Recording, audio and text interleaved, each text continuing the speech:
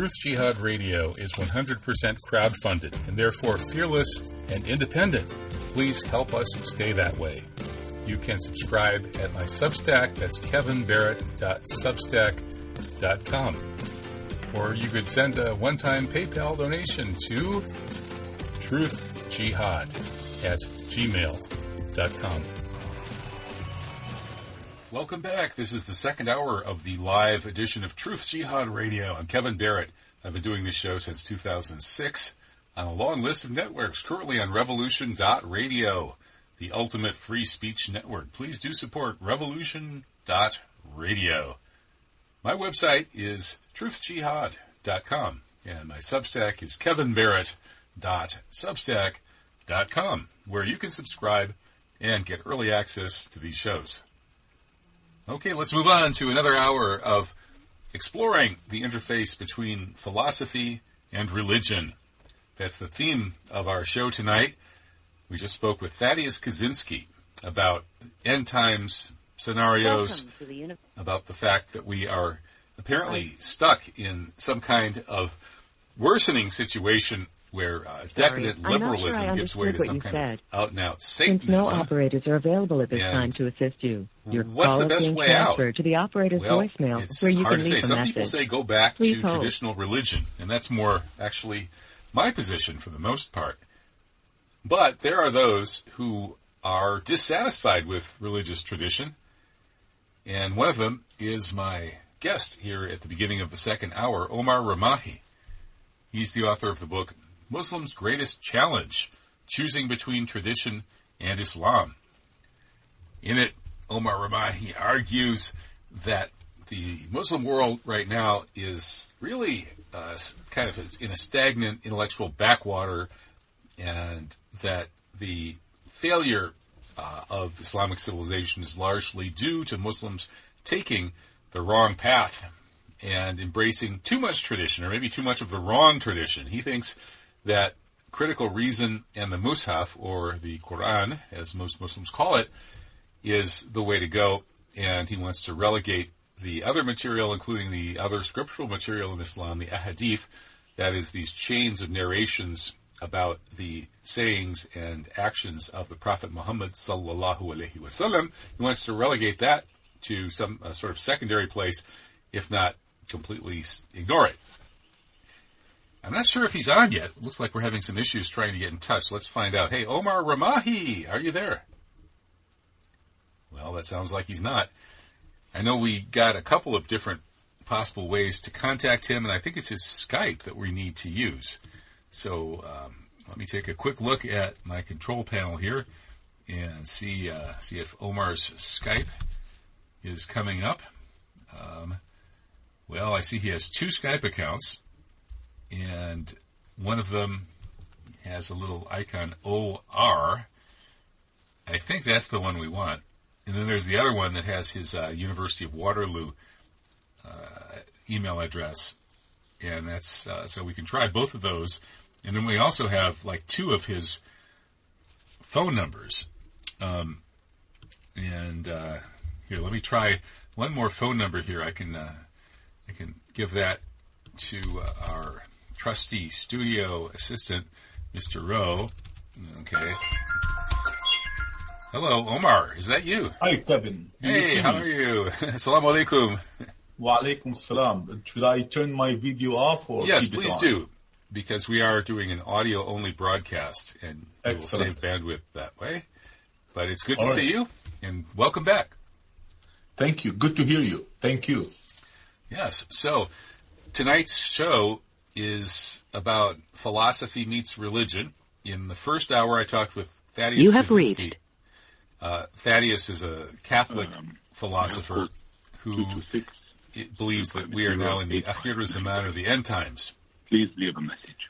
And Thank you. After leaving a message, hello, you can Omar, hang are you up still there? or press pound for more options. That's odd. Seems like we somehow got cut off, but hopefully not for long.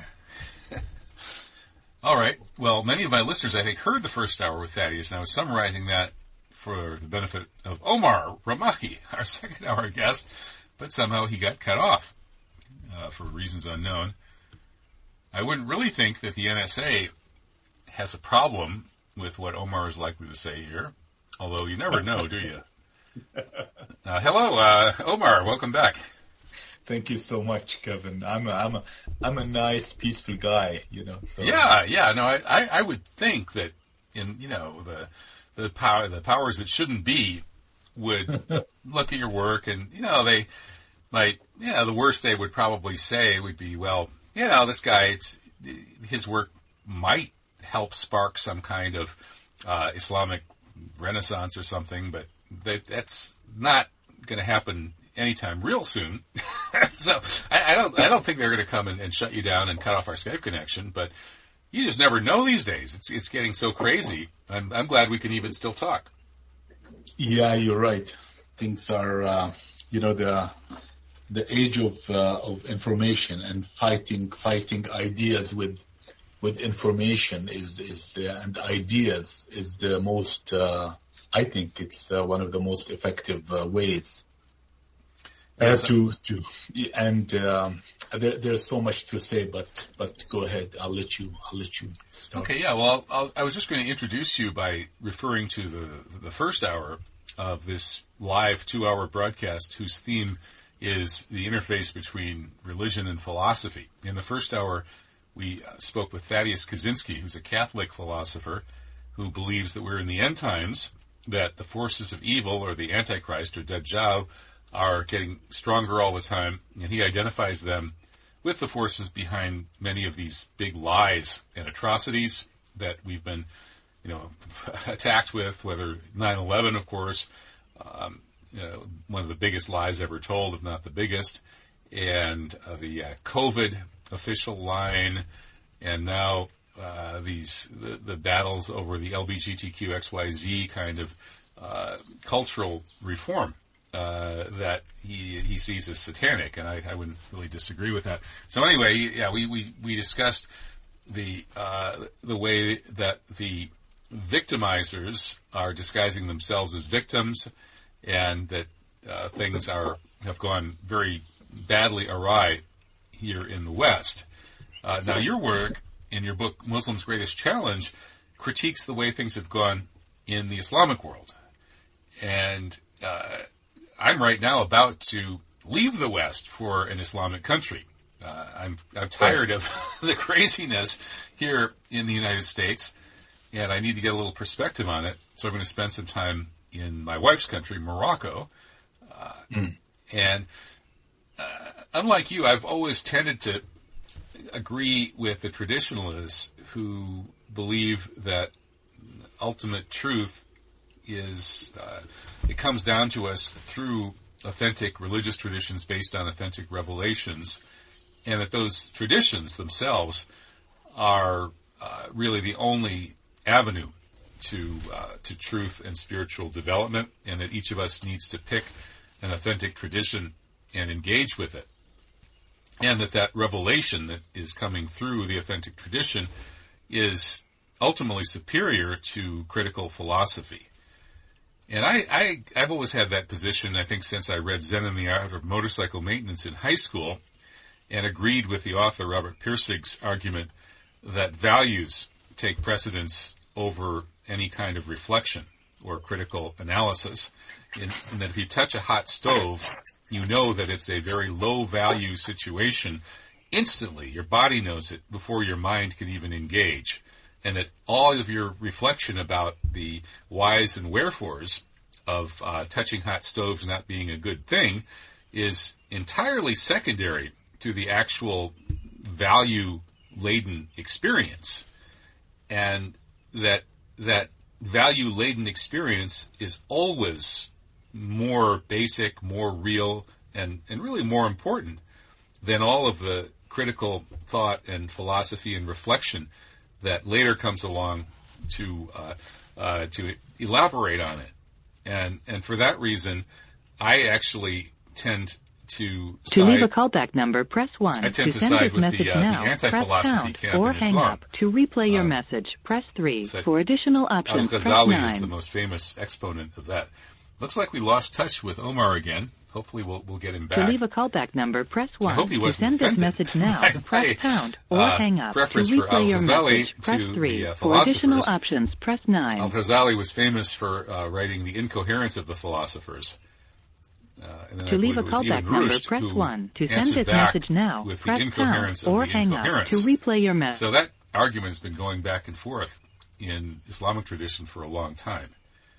And Omar Ramahi is part of this new, I guess he's a leader in the new school that is saying that we actually need that philosophy, and that some of that tradition is actually not so great. And I think there's actually a lot of truth to that. He's not entirely wrong. And I hope he'll be able to tell us himself, rather than these strange drops he's been having. He's not going to be very... We're going to have the incoherence of philosophy here if we keep having Omar Ramahi trying to defend philosophy in between these drops and breaks. Hello. Oh, I wonder if there's any way we can get a hold of it. The other possibility, I suppose, would, if worse comes to worst, and Omar can't seem to get on a line that will be consistently connected to our show, I guess I could always jump quickly to the other guest who was going to be coming on in supposedly another about 20 minutes. We were going to have Apollonian on for the second half hour here of the final hour of this live radio show. Apollonian is a Christian philosopher, and he's an exponent of logos, and he believes that there's a kind of a synthesis between philosophy and religion. Hello, is that Omar? Yeah, I've been disconnected from Skype. Right. Now, don't try to call me if you get disconnected, because okay. This radio show is done through revolution.radio, and so if you try to call me, that doesn't work. But I don't know why you keep getting disconnected. I don't know. Okay. I have no idea. Do you think it would help to just call your phone number? No problem.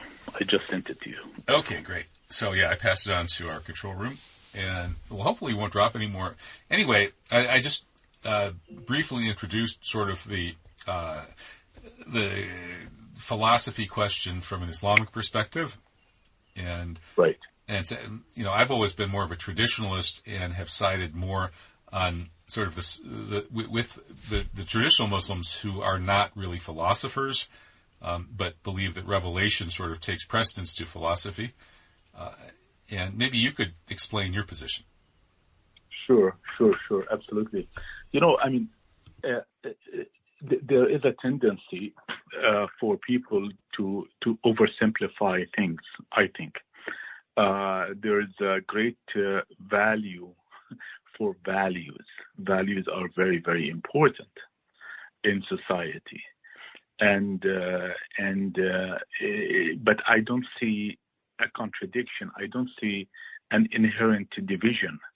There are values that philosophy cannot come up with.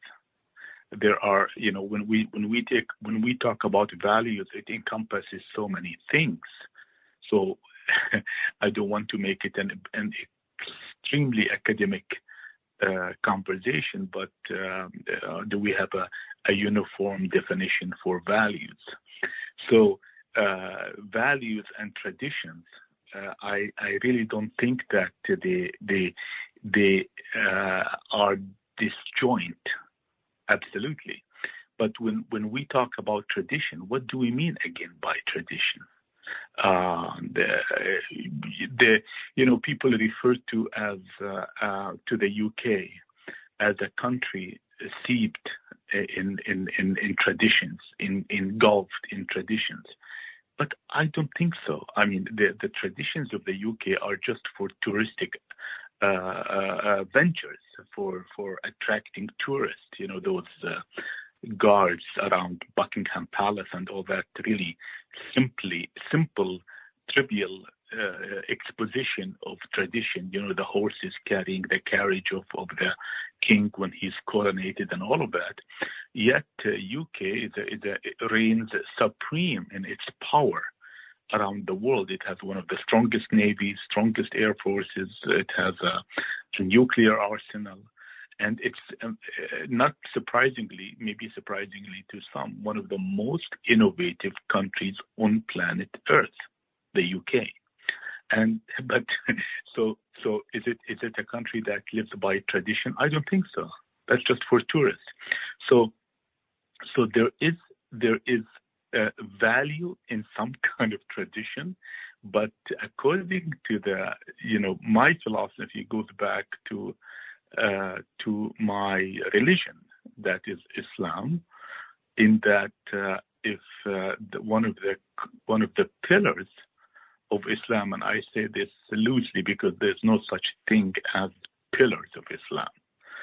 We define pillars to be whatever we hold or we think the most important part of something, we refer to it as pillar. So it's my choice to call what I think is important in Islam as pillar, and it's someone else's choice too. But one of the pillars of the religion of Islam is the concept of change, tasbih. The opposite of tasbih is kufr, is denial of facts. And there are very powerful verses in the Mus'haf that tells us that if we don't change, we will be crushed. It's a law. It's a natural law. IKEA came and crushed the hell out of so many carpenters, right? And IKEA did not have a mischievous plan. It was going with the time, from business practices to channeling to manufacturing, all of that. And so many carpenters went out of business because they did not change. Classical ironsmith people weathered away because right now they're more advanced techniques. That's the law of tasbih that the Mus'haf talks about. So is this fundamentally against tradition? You may say so. Because tradition, the classical understanding of tradition is lack of change. It is being static as opposed to dynamic. Now, many of us, including myself, it's natural for us to gravitate towards what we are used to, right? It's natural. It's I wouldn't say it's healthy, but it is comforting always to do what you're used to. Okay, but with that comes a big challenge. With that comes static. It's a static way of life. So I'm not. I don't see any conflict in this sphere of terms and discussions. I don't see any conflict as long as I have a philosophy, no pun intended, as my philosophy tells me that change is the way to survive. I don't want to, talk too much about this. I'll let you, move on. Maybe you have other points, but just to give you a very important example, I did my doctorate a long time ago, 1990, in a subject in electrical engineering that I don't do anything in that subject. Now I could have stayed doing it and claimed to be the eminent, the best expert in that area, but my contributions will be diminishing exponentially. So I have to retool myself, learn new things, to keep moving with the times, with the challenges, with the technology, to be contributive, to contribute to society. So I don't see, as the academics like to problematize everything. No, there's no problem here at all. Okay. I guess, my take is that this kind of dialectic or this kind polarization between sort of change and stasis is really something that it's totally a matter of which change that we're talking about, whether it would be a good change or a bad change. And people have critiqued Islamic culture for supposedly being too hostile to any form of change, and this idea that bid'ah or innovation. The word bid'ah comes from a root and so on that has basically what it really means is just an innovation, and that became pejorative in Islamic scholarship. That change, the idea of changing something in a tradition is bad. That's just built in sort of to the lexicon. And so that's been critiqued, and I think with some justification. On the other hand, the Mus'haf does have, for instance, that dialectic between the al-ma'ruf and al-munkar. The ma'ruf is basically the good tradition that is the accepted way of doing things, and then the munkar is the bad violation of it, really. And so that dialectic actually is in favor of the good traditional way of doing things. And I think that and as well as the opposite example that you mentioned show that at times change can be good, and at times change can be bad. At times sticking with the tradition can be good, at times it can be bad. And simply sort of being an ideological proponent of change or an ideological proponent of tradition is not really very helpful. That we need to be more specific and look at the specific changes and so on. And you look at the Muslim world and you see that it seems a little bit stagnant and it should be more open to certain kinds of changes. I look at the West and the rest of the world, and I think that there have been way too many totally undesirable changes, bad changes, that so much of the change that's just made life, you have to keep retooling yourself every few years in the West to keep up with all sorts of things. Most of it's bad. For instance, I think that having portable phones are terrible. They're just absolutely terrible. They're irradiating our brains. They're basically tracking devices that you can make phone calls on, so Big Brother can track you. They make you a slave of anybody who can just call you anytime and yank your chain wherever you are. Whatever you're doing, somebody can interrupt you. You no longer can have any focus or concentration. Wastes a vast amount of your time. You're no longer engrossed in the real world around you with the people in front of you, but you're staring at some tiny little screen all the time. This is horrible. This change is obviously extremely bad, and I just cannot believe the idiocy of all the people out there who've gone along with that particular change. My father said that when email came along, it was a horrible change. People were going to spend all of their time wasting their time on these stupid emails, and they have. It's made life worse. So many of these changes that we've seen have made life worse, and even within the internet itself. The internet was really good back in 1980-85, when only really smart people at the best universities were on it. And it was still pretty darn good in the early 90s. And it was pretty good in 2001 to 2005 when we got some 9/11 truth out of it. But it's been getting worse and worse and worse and more censored ever since. So that's just, I could go on and on and on about how, urinating and defecating into pure drinking water, which is how the indoor plumbing that everybody loves, is just evil. Sheikh Imran Hussein is right in his fatwa on the flush toilet. We should be using compost toilets, and even the old-fashioned ways of outhouses and recycling directly onto fields were better than what we're doing now. I could go on and on and on about how so many of the changes in this so-called modern world that we're in have all been for the worse, and that life is better without that. Modern medicine kills as many as it saves, according to Ivan Ilyich, and I'm persuaded by that argument. And vaccines do at least as much damage as good. And the COVID one is a very good example of that. On and on and on. There's so many examples of this. So frankly, my tendency, Omar, is to say that the tradition of at least 100, 150 years ago in the West, in terms of the way people do things, was vastly superior to this changed world, because people stupidly keep accepting change after change after change, even though it's bad. So how do you respond to that? Yeah, there are different things that we need to parse here. I talked about the concept of change in a broad way. The concept of change. When Allah talks about tasbih literally means change, movement. Everything moves. When Allah talks about the demise of those who are static, literally, he talks about the demise of those who are static. In the Mus'haf, he talks about it. Al-Qura.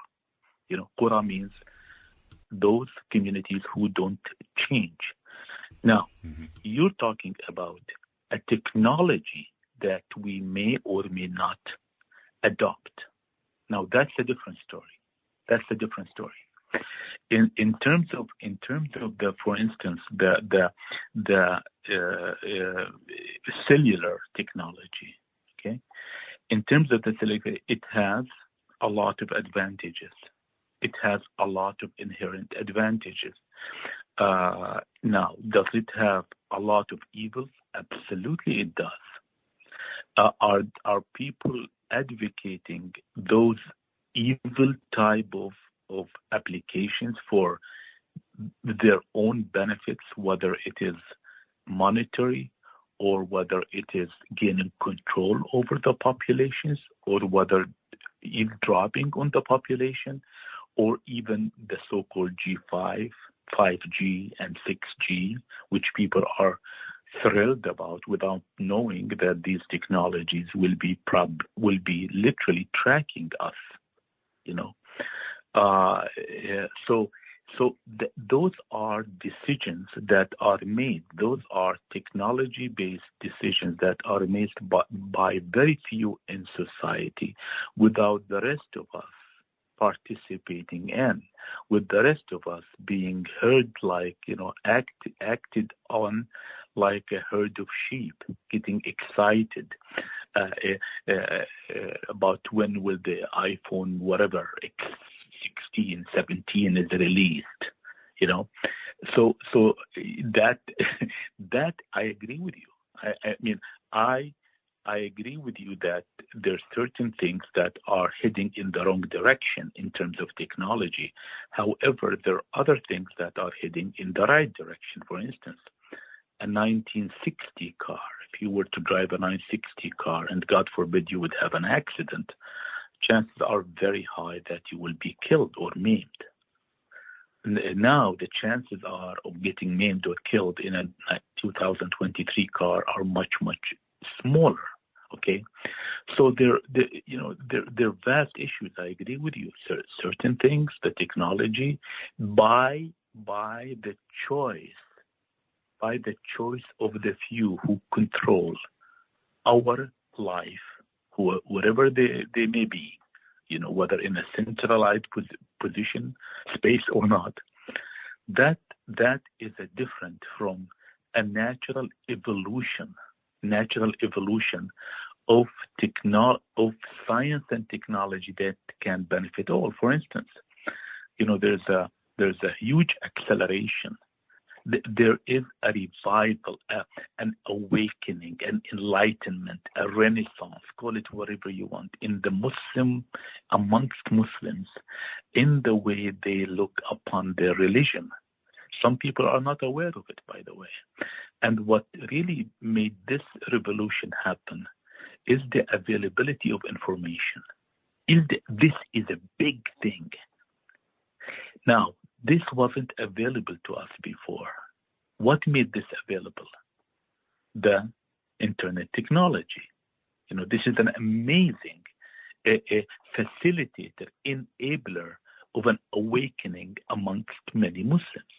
By the way, this has parallel to the printing of the Mus'haf.